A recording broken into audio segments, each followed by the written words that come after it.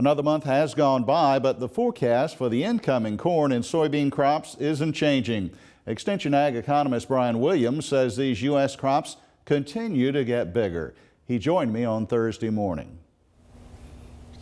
Brian, were these reports a market mover or basically confirming what traders already thought? Well, it was basically a confirmation of what most people had already thought. The numbers came in a little bit lower than some of the pre-report estimates, but they were still real close to the ballpark. Now, the corn numbers themselves, first of all, obviously a lot bigger than they were a month ago. Yes, the crop keeps growing for both corn and soybeans. Corn yields were bumped up to 174.2 bushels per acre. That gives us a 14.475 billion bushel crop this year.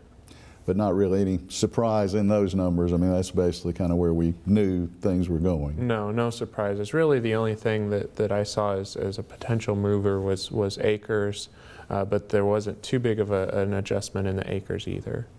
Now, this record corn crop will obviously mean cheaper feed prices for livestock producers. It will, and I think that's kind of showing up in this report. They increased the feed use by another 50 million bushels there too, and it's also, I think, reflected in some of the cattle markets and helping to keep those markets strong.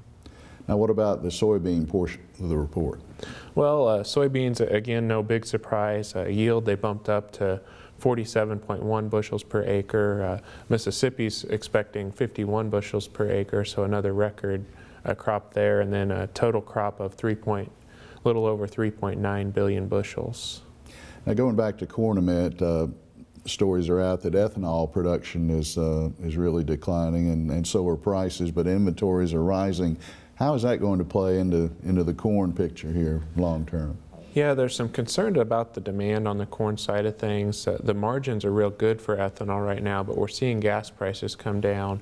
The big question is where to go with that ethanol. There's a cap of a 10% blend, and so with increased fuel efficiency in our vehicles and our cap on the blend, it really puts a limit on where we can go with the ethanol. So we'll just have to monitor that as the weeks go by. Yeah.